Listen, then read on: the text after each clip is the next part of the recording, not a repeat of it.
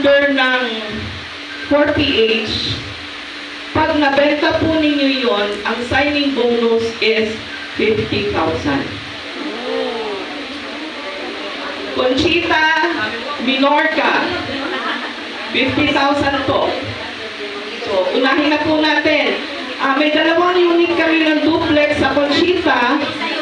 May libre dalawang aircon per unit. Naka-install na yung aircon. Yun ang muna ibenta mo, 50,000 yun. Sayang yun. Okay. Okay. Ito po ang Conchitaville. So, meron siyang perimeter fence, no? May guardhouse siya. Baka may magtanong, may guardia ba? Wala pa po. May caretaker po tayo doon. Sino gusto mag-apply ng guardia? No, mag-submit na lang. Parang volunteer si Joanne. Hindi valid si Joanne. Pag ikaw na andoon, sagap mo lahat ng walk-in. Pwede ka na tumira doon sa taas ng opisina. Tanong mo kay Au, si Au ang in charge doon. Kaya si Au. Para may kasama si Au. Okay, si Au kasi ang sales assistant po ng Conchitaville. O, kilala niyo si Au, di ba?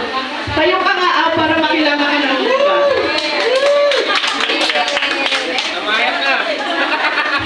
Ayos. Okay.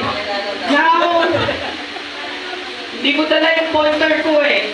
May legend tayo dito. Okay? Yung lahat ng yellow, yun yung 4PH. Tatayuan ng Madison 32. 102 units po ito. Okay. So, yung lahat ng nandito, kulay blue, RFO na siya. No? RFO na siya. Okay? So, saan ngayon ang ima-market natin? Magsisimula po tayo ng pagtayo dito. Itong block na to. Anong block ngayon? Block 2. Block 2 po tayo. Block 2 muna. I-fill up natin yung block 2. Then we'll move upward. Okay? Pati ang pwede nang isabay ang, ano ba ito? Block. Yung doon sa sa taas. Yung sa may duplex. Block 8. Okay. Aside from Madison 32, may itatayo kaming Madison 44. Kasi yung kanyang lote ay 45, kaya 44 yung bahay. It's a bigger siya. Kaya lang, still, nasa design pa. So, we will open it later, pero under economic siya. Okay. Oo, kasi sa economic siya. All lots are under economic.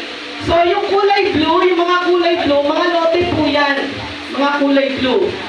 Aside, pwede lang doon sa doon sa banda doon na house and lot, yung Madison, siya,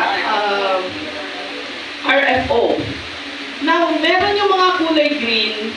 Yung mga kulay green naman, yun yung Audrey, which is single attached. Okay, so, yung design niya ngayon under revision, so we will come up with another design, no, ng single attached. Pero sisimulan natin ang tawag dito, sisimulan natin ang market ng sa 4PH. Okay, Madison 32. Okay. Magdadagdagan ba yun or last na yung dalawang yun? Kaya binibenta na? Yung duplex kasi, parang model house siya doon. Pero kung may gusto, pwede tayong magtayo. Pumili muna ng lote, ang isang duplex kasi is 72. Ngayon, kung gusto niya yon or yung Audrey, no, itatayo natin, magiging attached yun. Single attached. Pero kung gusto talaga yung duplex, pwede pa tayo magtayo. Pipili na lang ng lote. No? Pili ng lote. Yun. Single attached is 72 yung lot, and then 50 yung bahay. Okay. 50 yung bahay. Okay. Bago tayo mag-move, pasok tayo sa sales process. Unang sales process na dapat matutunan natin is ano? Ano yung first stage? Ano yan?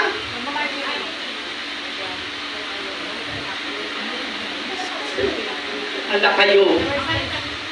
Handa kayo. Ha? Pikias daw.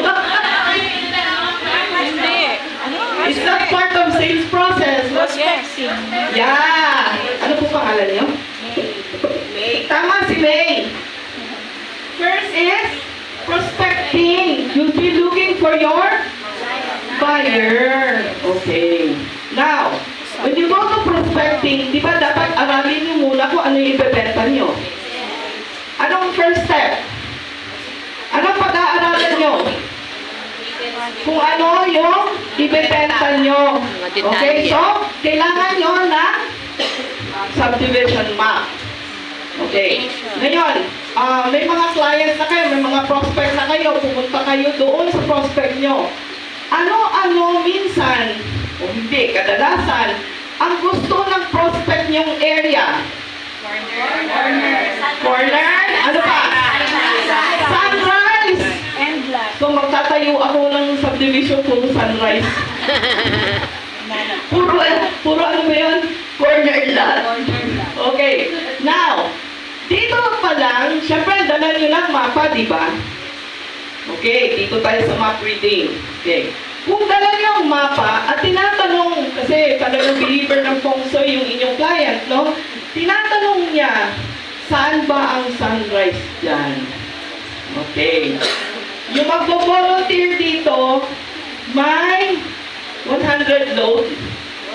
Oh, 100 load. Sige, mag-volunteer na dito. Ayoko na kahinga. Okay, yung mga bago. Dito. Oh, doon. Dito ka. Dito.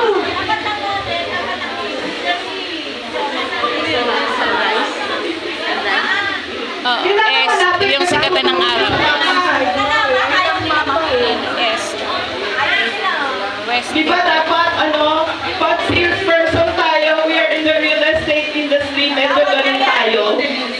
Oo. Anong yung tumayo? Sige, then ganito. How do you read the map? Dora, how do you read the map? We did it. Okay. Saan ang rising sun? Tama yun? Rising sun ang model unit? Hindi. Okay. Mapa lang ang dala nyo. Mapa ang dala nyo. Puro abari yata. Puro.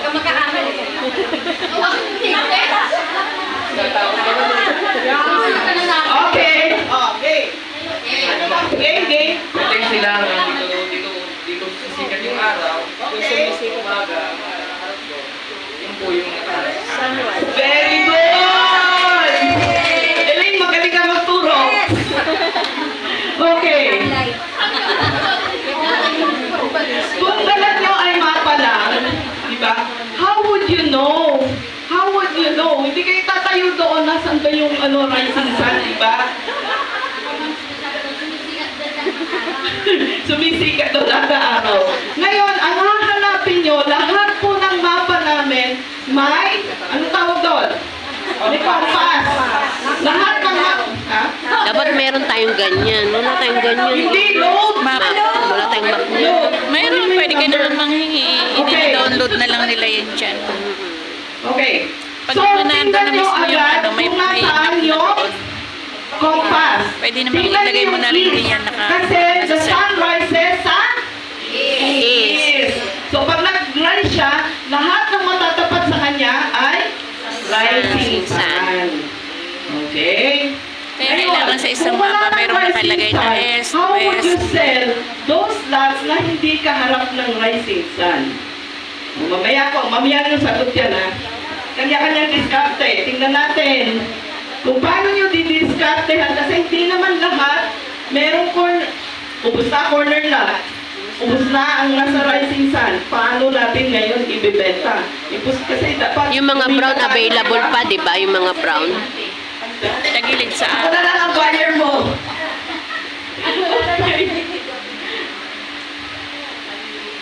Okay, Meron pa next. rin, ayan, yung mga naando sa ano.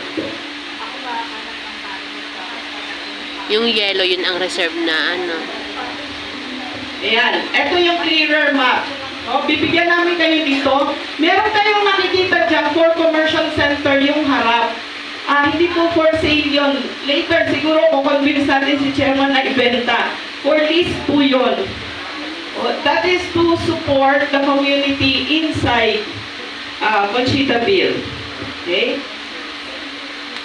So, dito naman mamaya, pupuntahan naman natin. So, malalaman nyo rin kung nasaan yun. Okay. So, eto po. Ipapakita ko sa inyo yung overview ng Conchita Bill.